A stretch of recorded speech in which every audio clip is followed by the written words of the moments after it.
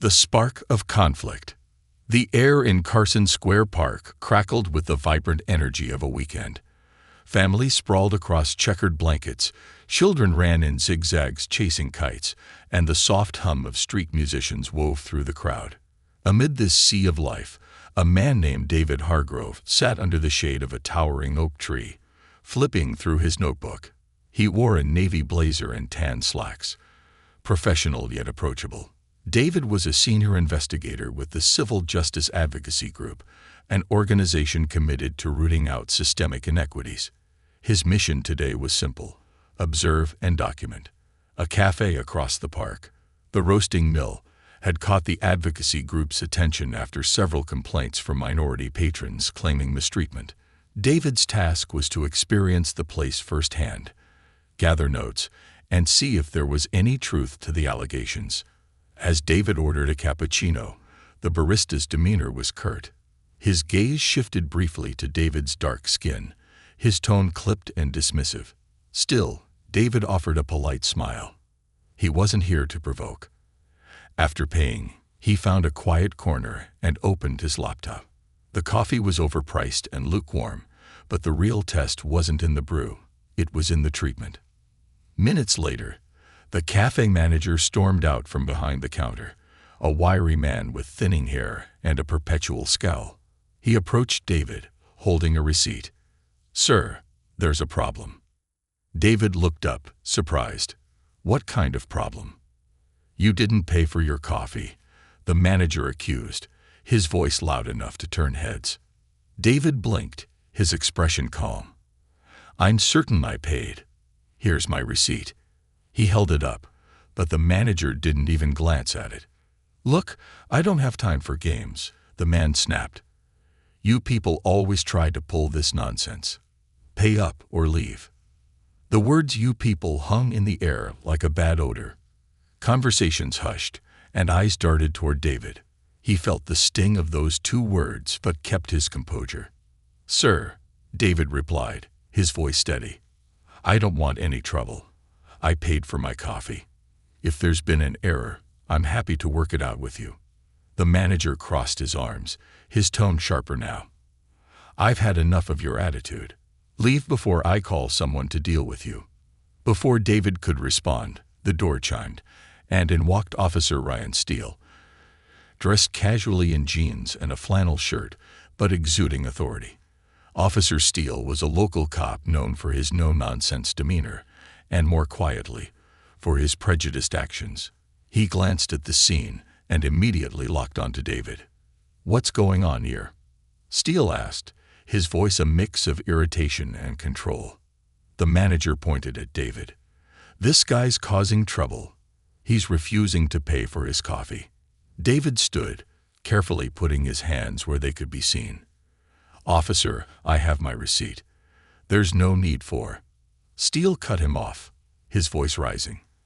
"I wasn't asking you. Step outside." "I'd prefer to stay here," David said, still calm. "This can be resolved without escalation." Steele's face hardened. "Are you refusing a lawful order?" "No, officer," David replied. "I'm asking for clarification. I've done nothing wrong." The tension grew thick, the crowd silent and uneasy. Steele's hand hovered near the baton strapped to his side. Last chance. Outside. Now. David met Steele's gaze, unwavering. "I'm not resisting. I'm just asking for fairness." The officer's patience snapped. Without warning, Steele grabbed David's arm and yanked him toward the door. The motion startled onlookers, and several pulled out their phones to record. As they stepped outside, David stumbled but kept his balance. "You're making a mistake," David said, his voice firm but composed. Steele ignored him, shoving him against a nearby picnic table. "I'll decide what's a mistake." A young woman in the crowd called out, "Stop. He hasn't done anything wrong." Others joined in. He showed his receipt. "You can't treat people like this." But Steele's grip tightened, his adrenaline overriding any sense of reason. He pulled out his baton, holding it threateningly, as if daring David to resist. The sight of the baton silenced the crowd momentarily, their collective breath held in disbelief. David, his shoulder throbbing from Steele's rough handling, spoke loud enough for all to hear. "Officer, this is not justice. This is prejudice." The words seemed to hang in the air, freezing Steele for a moment. Then, a voice from the back of the crowd shattered the tension. "That's David Hargrove. He's a civil rights investigator." A ripple of recognition spread through the onlookers. Murmurs of disbelief turned into gasps. The cop who had been so quick to judge had targeted the wrong man. Not just an innocent man, but someone with the knowledge, influence, and courage to fight back. Steele hesitated, his grip loosening slightly. His face turned pale as he realized the gravity of his mistake. Cameras were pointed directly at him, capturing every second of his misconduct. David adjusted his blazer, his voice steady despite the pain. "Officer Steele, this isn't just about me. It's about the system you represent. And today, the truth will be seen." The crowd erupted into shouts of support for David and condemnation of Steele. Steele's authority, once absolute, crumbled under the weight of the moment. What had started as an ordinary day in the park had now become the spark of something much bigger. A confrontation that would ripple far beyond Carson Square. Unveiling the truth. The chaos in Carson Square Park rippled outward like a stone dropped in still water. Within minutes of the confrontation, social media exploded with videos of Officer Steele's actions. The hashtag Justice for David began trending locally, drawing more attention with each passing hour. As the crowd outside the roasting mill grew, so did the intensity of the moment. David Hargrove sat on a park bench, his shoulder aching from Steele's rough grip. A local paramedic, part of the park's regular patrol team, handed him an ice pack. "You'll need to get that checked out," she said gently. "Thank you," David replied, his voice calm but firm. Despite the physical pain, his mind was already at work. Every interaction, every word, and every detail of this encounter had been seared into his memory. Officer Steele paced nervously a few yards away, his bravado from earlier evaporating under the weight of the crowd's judgment. Each phone pointed at him felt like a spotlight, exposing every crack in his authority. A fellow officer arrived on the scene, Sergeant Maria Lopes, her presence commanding but calm. She took in the scene with a practiced eye, her expression darkening as she noticed Steele's baton still in his hand and the scattered cries of police brutality from the crowd. "Steele," Lopes called out sharply. "What's going on here?" He was being uncooperative, Steele stammered, gesturing toward David. "I was de-escalating." Lopez's gaze shifted to David, who met her eyes with a measured calm. "Is that true, sir?" she asked. David shook his head. "No, Sergeant. I paid for my coffee and showed my receipt." The manager refused to acknowledge it, and Officer Steele escalated without cause. The crowd chimed in, their voices a chorus of indignation. "He didn't do anything. We saw it all. Check the videos." Lopes raised a hand, silencing the voices. "All right, everyone. Let's keep this orderly. If you've recorded anything, please step forward and share it with me." Phones were thrust into the air, each recording painting the same damning picture. Lopes watched a few clips, her jaw tightening as the truth became undeniable. She turned to Steele, her voice low and cold. "You and I are going to have a conversation at the station." Steele opened his mouth to protest, but the weight of her glare silenced him. "Go sit in the cruiser," she ordered. "Now." As Steele slunk away, Lopes approached David again. "Mr. Hargrove, I want to assure you that this will be thoroughly investigated." "I appreciate that, Sergeant," David replied. "But this isn't just about me. What happened today is part of a larger problem. I'm not the first, and I won't be the last unless something changes." Lopes nodded, her expression unreadable. "Understood. Would you like to press charges?" David hesitated, his mind turning over the options. Pressing charges would make a statement, but it could also derail the broader conversation he wanted to start. "I'll think about it," he said finally. Right now, I want to ensure this moment leads to real accountability. Hours later, David sat in his modest office, the events of the day replaying in his mind. The Civil Justice Advocacy Group's headquarters was a simple building, but its walls were lined with photos and clippings of past victories. Policies changed, injustices exposed, lives improved. Today's incident would soon join those ranks. A knock at the door pulled him from his thoughts. Karen Mitchell, his colleague and the group's lead attorney, entered, her tablet in hand. "I've been following the videos all afternoon," she said, sitting across from him. "We have an opportunity here, David. This isn't just another incident. It's a flashpoint." "I know," David replied, his voice weary. "But we have to handle it carefully. If we push too hard, it'll look like a personal vendetta. If we don't push hard enough, nothing will change." Karen nodded, scrolling through her tablet. "The public's on your side. We've received dozens of messages offering support, and local media outlets are already reaching out for interviews. But there's more. Steele isn't clean. His record has red flags." David leaned forward. "Go on." Karen tapped her screen, pulling up a series of documents. Internal complaints from minority residents about profiling and excessive force.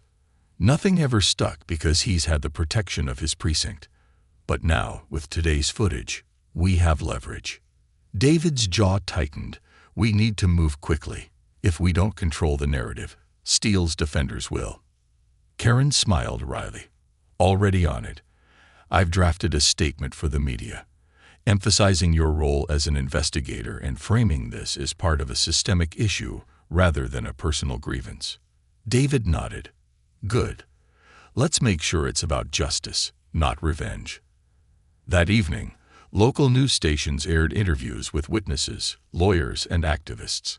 Clips of Steele's aggression were replayed alongside footage of David's calm demeanor and calls for accountability. Public opinion was overwhelmingly in David's favor, but the backlash from certain corners was swift and predictable.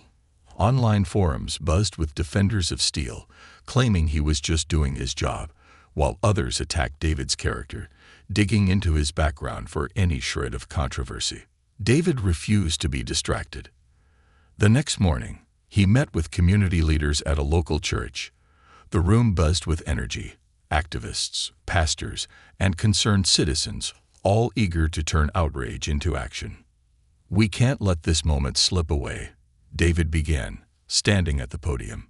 "This isn't just about one officer or one incident. It's about a culture that allows this to happen over and over again.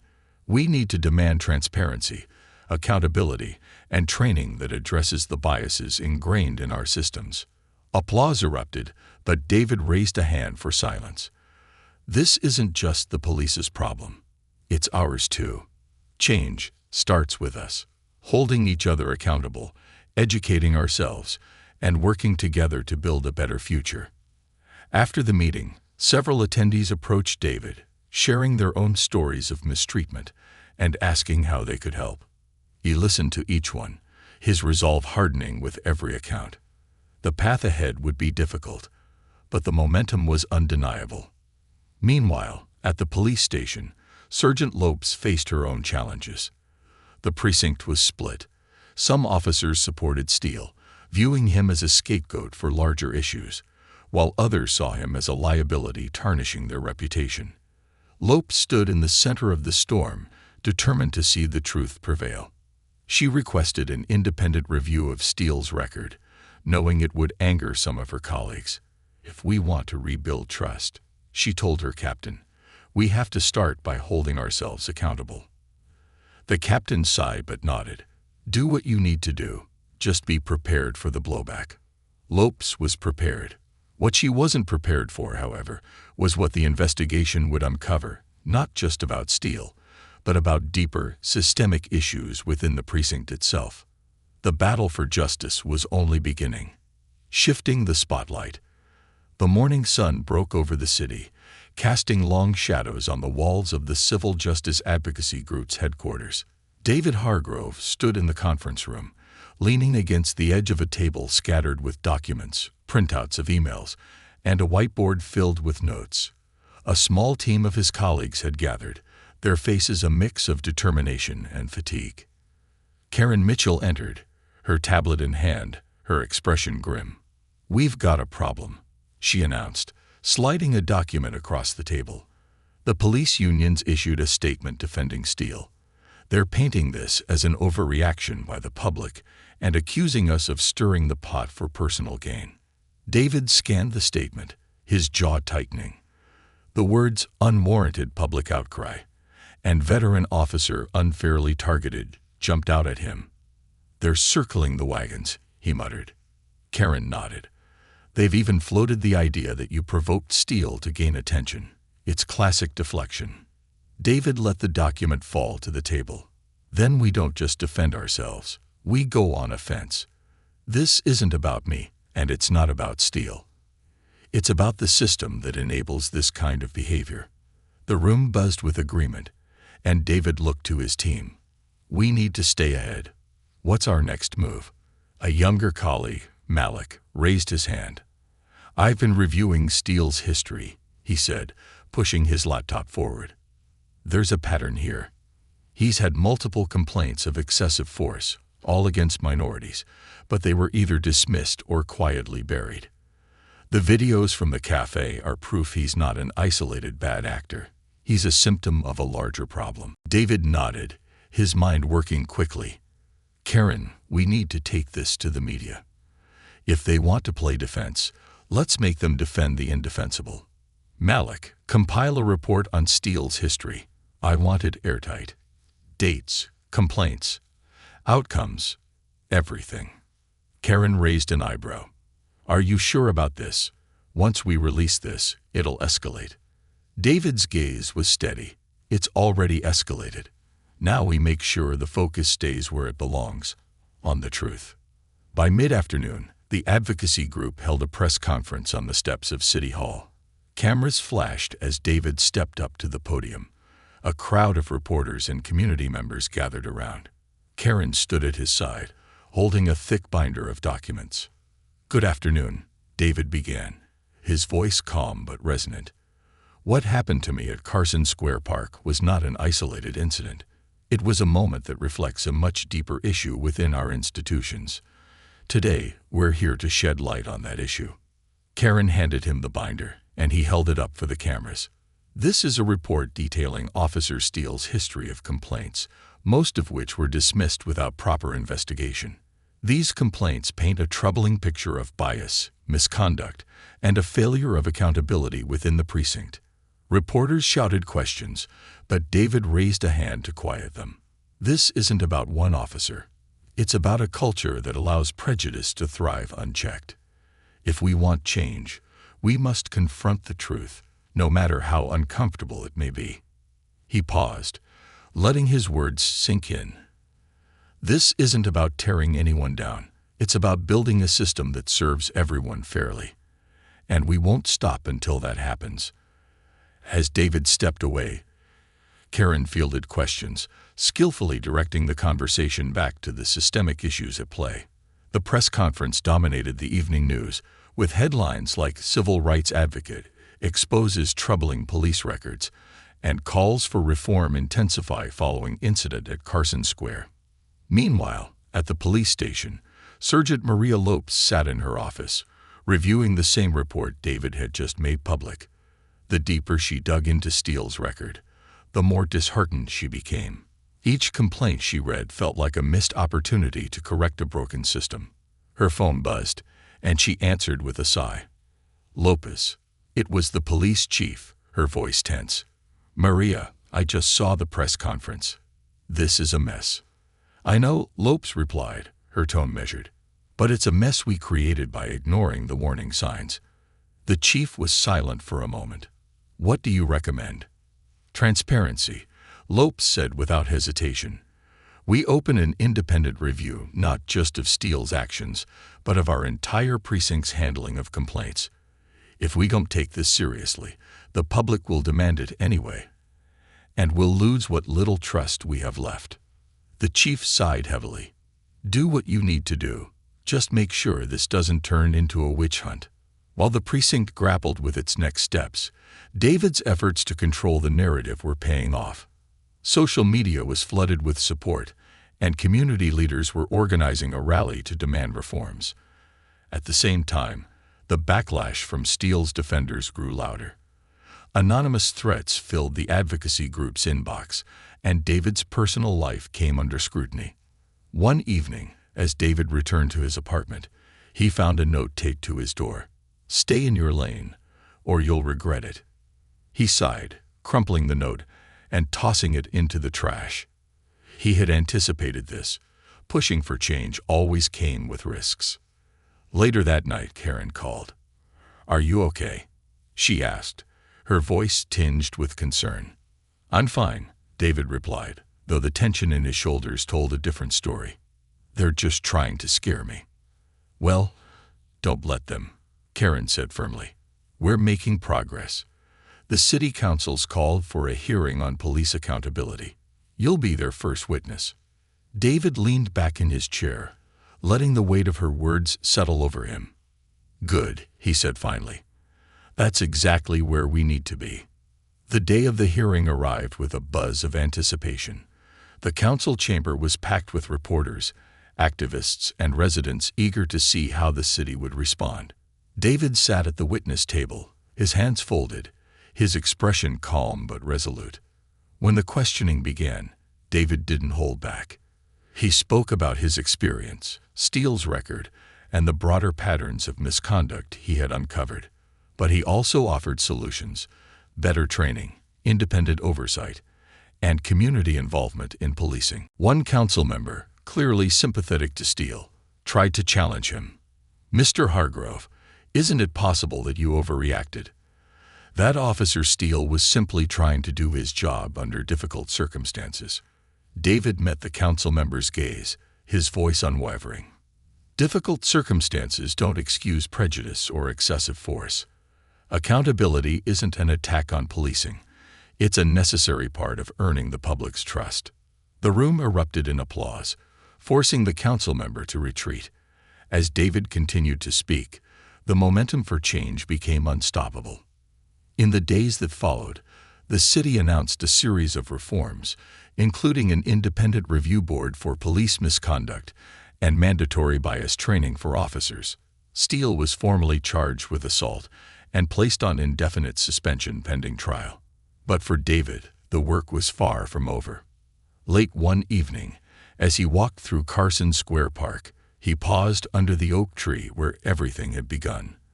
The air was cool and quiet, a stark contrast to the chaos of that day. He took a deep breath, his resolve hardening. The fight for justice was just beginning, but he was ready. After all, change wasn't a moment, it was a movement. The turning point. David Hargrove's name had become a symbol for change in Carson City. The media attention, public rallies, and council hearings had thrust him into the spotlight, but with it came the burden of expectation. For every voice supporting his mission, there was another attempting to discredit him. The balance was delicate, and the stakes were impossibly high. The early morning sunlight filtered through the blinds of David's office, casting long shadows on the table piled with folders and reports. He hadn't slept much. His mind churned with ideas, strategies, and lingering doubts. A knock at the door jolted him from his thoughts. Karen Mitchell entered, carrying a steaming cup of coffee and an expression that signaled bad news. "David, we've got a problem," she began, setting the cup on his desk. "What now?" he asked, already bracing himself. Karen placed a folder in front of him and flipped it open.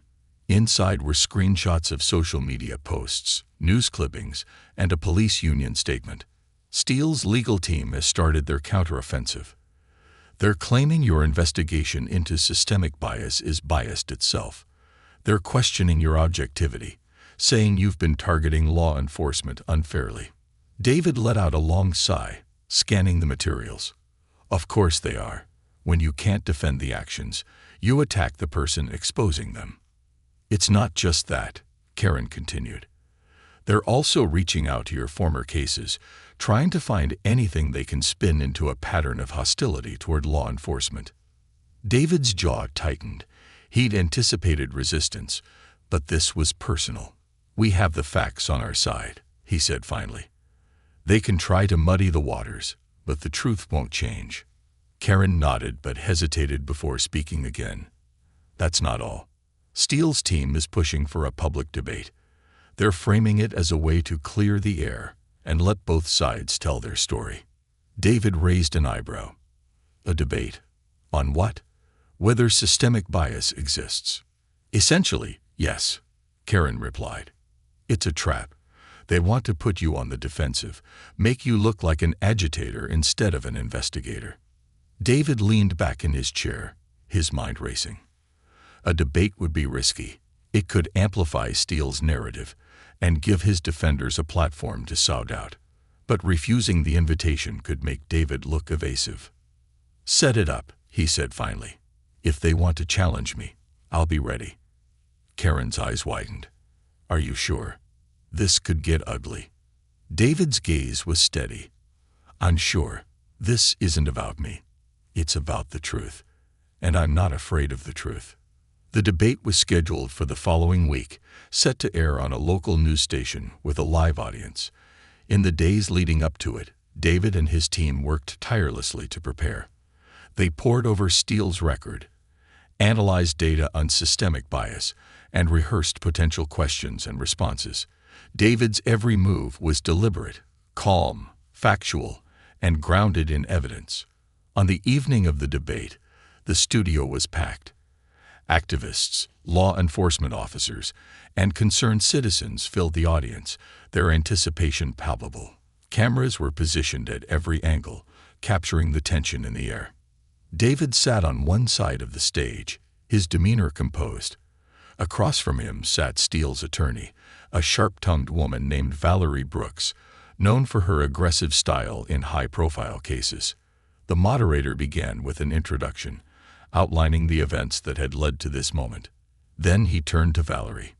"Ms. Brooks, the floor is yours." Valerie wasted no time. "Ladies and gentlemen, let me be clear. My client, Officer Steele, is a dedicated public servant who has spent years protecting this community. What happened at Carson Square Park was an unfortunate misunderstanding, but it has been blown out of proportion by Mr. Hargrove and his agenda." David remained silent, his expression unreadable as Valerie continued. "Mr. Hargrove has positioned himself as an impartial investigator, but his actions suggest otherwise. He has targeted law enforcement repeatedly, undermining the trust between officers and the public they serve." When it was David's turn, he leaned forward slightly, his voice calm but firm. "Thank you. I want to start by saying this isn't about one officer or one incident. This is about a system that has failed to hold itself accountable. The facts speak for themselves. Officer Steele's record includes multiple complaints of excessive force and bias, all of which were dismissed without proper investigation. The incident at Carson Square Park is not an anomaly, it's a symptom." He paused, letting his words sink in. "And let's be clear, accountability is not an attack on law enforcement. It's the foundation of trust. Without it, the system cannot function." The audience murmured in agreement, but Valerie was quick to counter. "Mr. Hargrove, you claim to seek accountability, but isn't it true that your investigations disproportionately target police officers? How do you respond to accusations of bias in your work?" David met her gaze, his voice steady. "I investigate inequities wherever they exist, whether in businesses, schools, or law enforcement. If the majority of cases involve police, it's because that's where the complaints are coming from. The data reflects the reality, not my preferences." The debate continued for over an hour, with each side presenting their arguments. David stayed focused, his responses measured and backed by evidence. Valerie grew increasingly frustrated, her attempts to rattle him falling flat. By the end, it was clear to most in the room that David had not only held his ground, but shifted the narrative back to where it belonged, on the systemic issues. The next day, headlines declared David the winner of the debate. Public support surged, and calls for reform grew louder. Steele's defenders retreated, their arguments weakened by the facts David had so meticulously presented. But the victory was bittersweet. David knew the fight was far from over. The system didn't change overnight, and for every step forward, there would be resistance. Still, the debate had been a turning point, a moment that galvanized the movement and brought the truth into sharper focus. That evening, as David walked home, he passed Carson Square Park. The memory of that day still lingered, but now it felt different. The park wasn't just a place of conflict. It was a place where change had begun. David stopped under the same oak tree where he'd sat before, looking out at the city lights. He took a deep breath, his resolve solidifying. The road ahead would be long, but he was ready. Change wasn't a sprint, it was a marathon.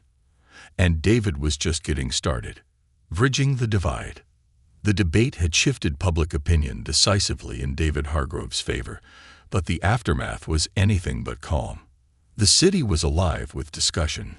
Some saw the debate as a necessary step toward justice, while others viewed it as an attack on the integrity of law enforcement.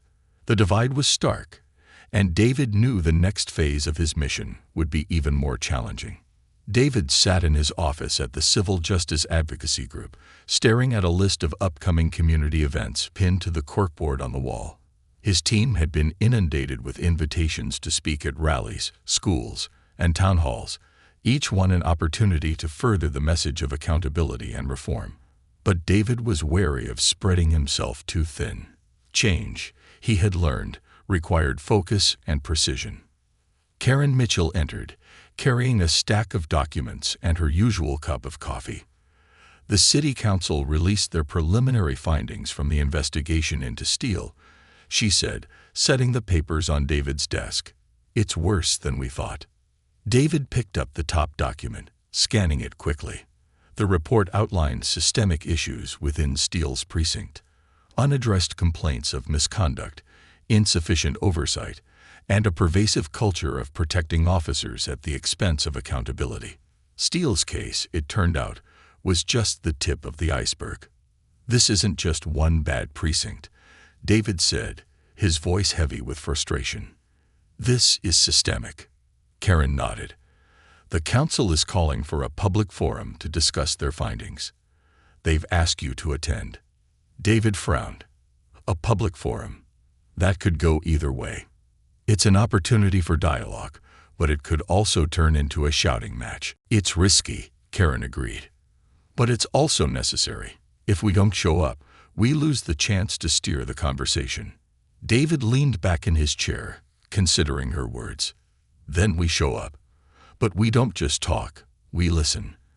If we're going to bridge this divide, we have to start with understanding.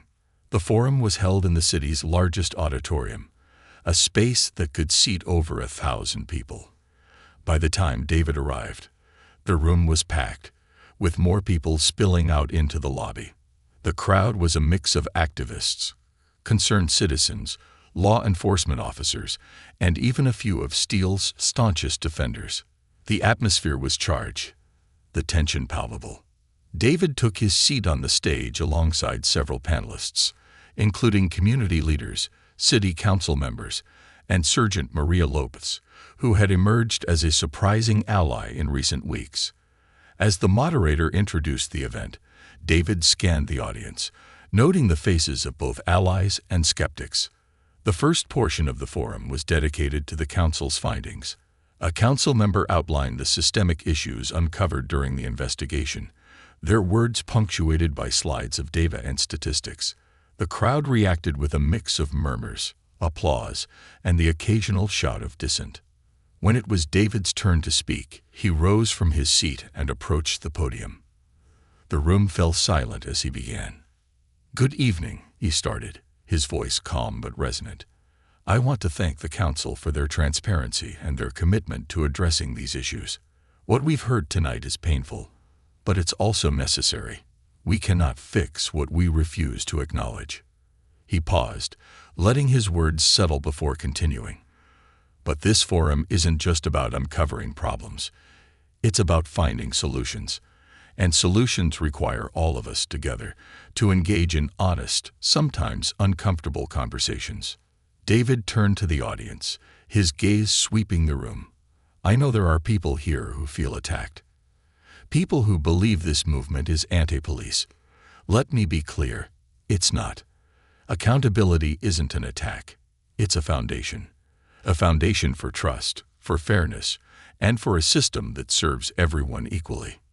The room was quiet, the weight of his words hanging in the air. Then, slowly, hands began to rise as the floor opened for questions and comments. The first few were supportive, residents sharing their experiences with discrimination and thanking David for his work. But soon, the tone shifted.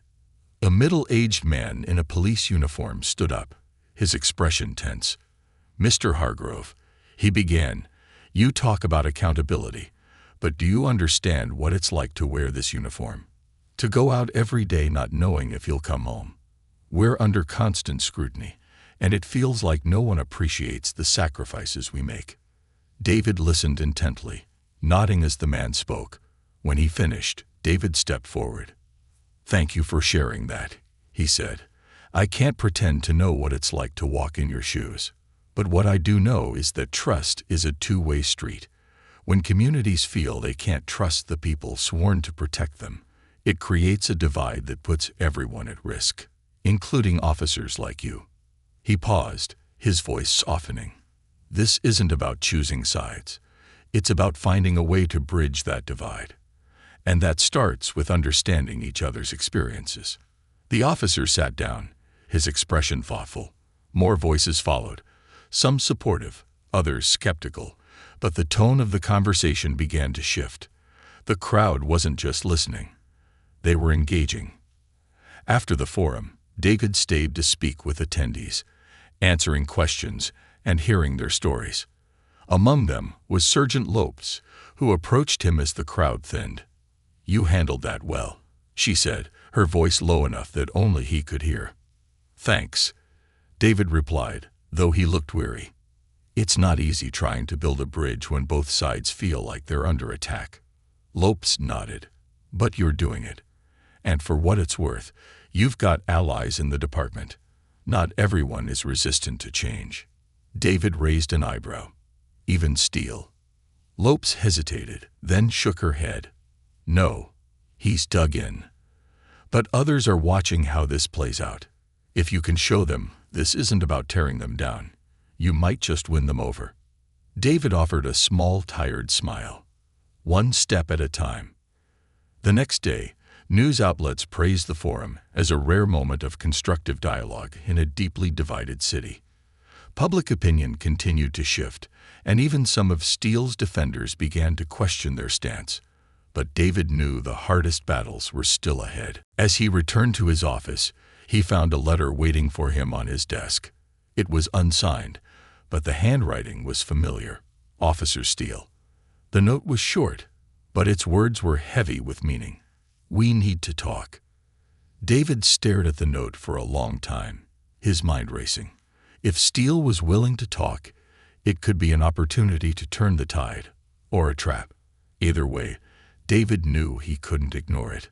The fight for justice was far from over, but for the first time, it felt like progress wasn't just possible, it was inevitable.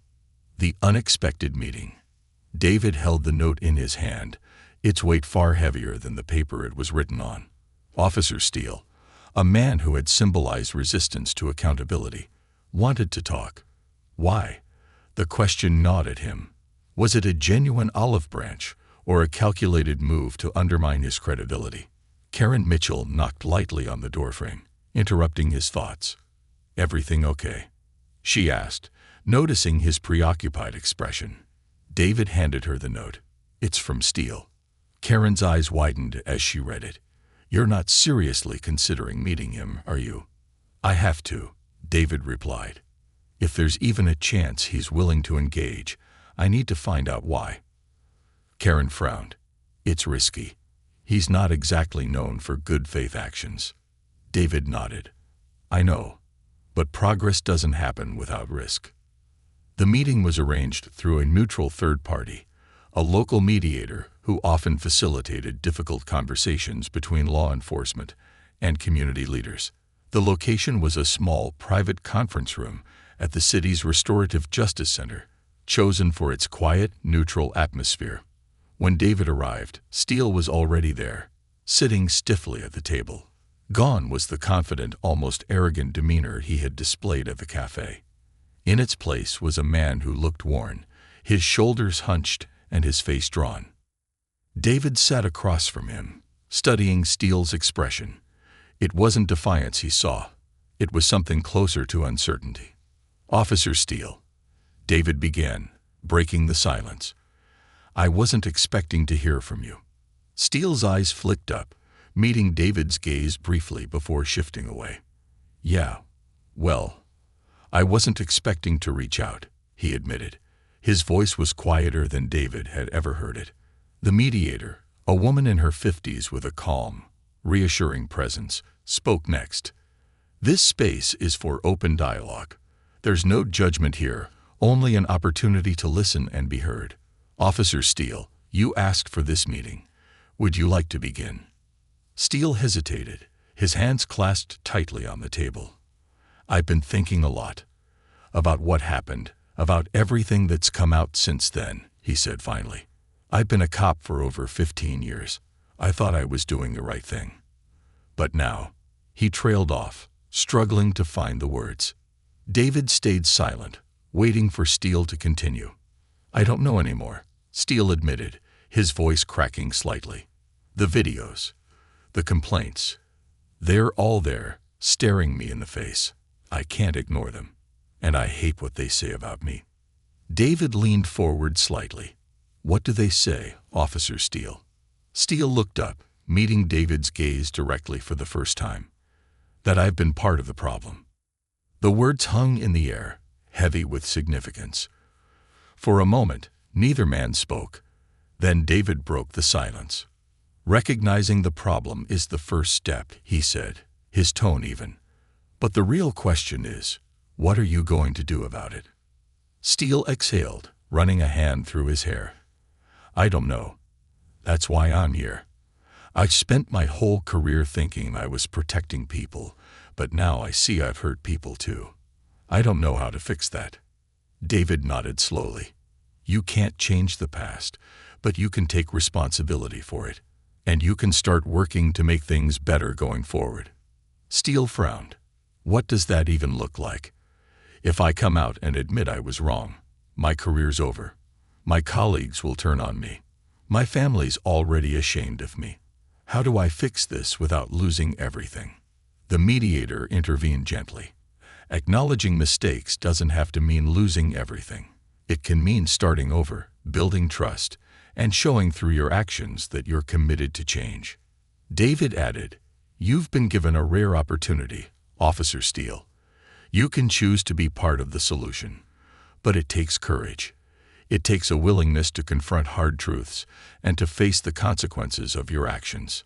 Steele was silent for a long time, his hands gripping the edge of the table. When he finally spoke, his voice was barely above a whisper. "I don't know if I'm strong enough." David's voice softened. "Strength isn't about never making mistakes. It's about what you do after you've made them. It's about owning your actions and using your position to create something better." The room fell silent again, the weight of the conversation pressing down on both men. Finally, Steele nodded, though his expression was still conflicted. "I'll think about it," he said. "But thank you for meeting me." David stood, extending his hand. "The door is open if you decide to walk through it, but it's up to you to take the first step." Steele shook his hand, his grip firm but hesitant. As David left the room, he couldn't shake the feeling that something significant had just happened. Whether Steele would follow through remained uncertain, but for the first time, it felt like the walls between them were beginning to crack. Back at his office, David recounted the meeting to Karen. She listened intently, her skepticism giving way to cautious optimism. "Do you think he'll come around?" she asked. "I don't know," David admitted, "but I think he's starting to see the truth, and that's more than I expected." Karen smiled faintly. Well, if anyone can turn a skeptic, it's you. David chuckled softly but grew serious again. This isn't about turning steel. It's about showing that change is possible, even in the unlikeliest places. If he comes around, it'll send a message that no one is beyond redemption. Karen nodded, her expression thoughtful. And if he doesn't? David's gaze hardened. Then we keep fighting. With or without him. The battle for justice was far from over, but David knew one thing for certain. The seeds of change had been planted. What grew from them would depend not just on him but on everyone willing to step up and fight for a better future. A path to redemption. The weeks following David Hargrove's meeting with Officer Steele were a whirlwind. Public conversations around systemic bias in law enforcement continued to dominate headlines, social media, and town hall meetings. The City Council announced plans for sweeping reforms, and the Civil Justice Advocacy Group became a hub of activity as they worked to shape the policies being drafted. Yet, amidst the momentum for change, David found himself unable to stop thinking about Steele. Would the man who had come to symbolize everything wrong with the system take the opportunity to become part of the solution? Or would fear and pride keep him entrenched in his old ways? One rainy afternoon, as David was reviewing proposals for an independent civilian oversight board, his phone buzzed. The name on the screen gave him pause. Officer Steele. David answered cautiously. Steele. The voice on the other end was hesitant but firm. I've been thinking about what you said, about owning my mistakes. David leaned back in his chair, his heart pounding slightly. And I want to meet again, Steele said. But this time, I want to talk about what I can do to make things right. The next meeting was arranged at a small community center in a quiet part of the city. It was just David, Steele, and Karen, who insisted on attending as a precaution. When Steele arrived, he looked different, less rigid, more uncertain. He carried a folder under one arm, his uniform replaced by plain clothes. Thank you for coming, David said, as they sat around a modest table. Steele placed the folder on the table, sliding it toward David. This is everything. My complaints, my disciplinary record, the internal memos I wasn't supposed to keep but did. David exchanged a glance with Karen before opening the folder. Inside was a damning collection of documents, outlining not just Steele's history of misconduct, but also evidence of a culture that had protected him and others like him. You're giving us this? Karen asked, her tone laced with surprise. Steele nodded. It's time people knew the truth. Not just about me, but about how the system works, or doesn't work. David studied Steele's face, searching for any sign of deception. He found none. Why now? He asked. Steele sighed, running a hand through his hair. Because I can't keep living like this. Every time I look in the mirror, I see the faces of the people I've hurt. I thought I was a good cop. I thought I was doing my job. But I see now that I was part of the problem. I don't want to be that person anymore. David nodded slowly. This is a big step, Steele, but it's only the beginning. If you're serious about making things right, you have to be ready to face the consequences. Steele met David's gaze. I am, whatever they are. Over the next few days, David and his team reviewed the documents Steele had provided. The evidence painted a picture of a precinct riddled with issues, from ignored complaints to officers covering for one another. It wasn't just Steele. He was part of a much larger, deeply ingrained problem. Karen pushed for an immediate release of the documents, but David urged caution. This isn't just about exposing the system, he said. It's about fixing it. We need to use this strategically. They decided to present the findings at an upcoming city council hearing, where they could propose specific reforms alongside the evidence. Steele agreed to testify anonymously, fearing backlash from his former colleagues. It wasn't ideal, but it was a step. The hearing drew a massive crowd, filling the council chamber and spilling out into the streets. David sat at the witness table, flanked by Karen and Steele, whose identity was concealed for the time being. As the council members called the hearing to order, The tension in the room was palpable. David began by presenting the documents, carefully walking the council through the patterns of misconduct and systemic failures they revealed. The audience murmured in shock as he described how complaints were routinely dismissed, how officers like Steele were shielded from accountability, and how the system prioritized loyalty over justice. "This isn't just about one officer," David said, his voice steady but impassioned. "It's about a culture that allows bias and misconduct to go unchecked. And if we're serious about change, we can't just address the symptoms. We have to address the root causes." When Steele's turn came, he spoke haltingly but honestly. His voice, though modulated to conceal his identity, carried the weight of someone grappling with deep regret. "I was part of this system," he admitted. "I made mistakes, big ones. I hurt people, directly and indirectly. But I'm here because I want to be better. Because I want this system to be better." His testimony, combined with the evidence David presented, left the council with little choice but to act. They announced plans for an independent oversight board, mandatory bias training for officers, and a complete overhaul of the precinct's internal review processes. In the weeks that followed, the city began to change.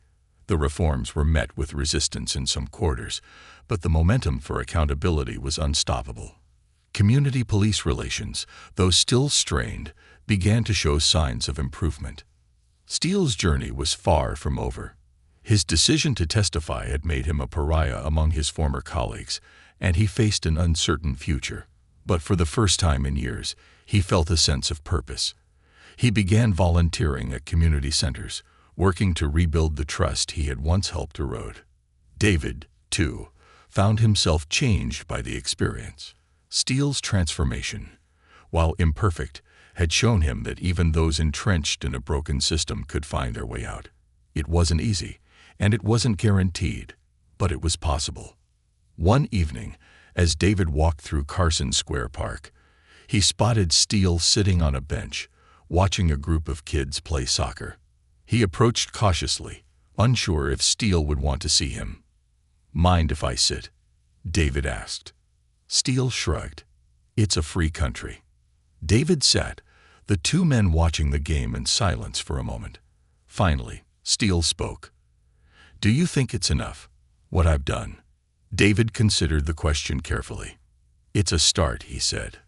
"The rest depends on what you do next." Steele nodded, his expression thoughtful. "I guess that's fair." As the sun dipped below the horizon, painting the sky in hues of orange and pink, the two men sat together, unlikely allies in a fight far from over. But in that moment, there was a sense of something rare and powerful: hope.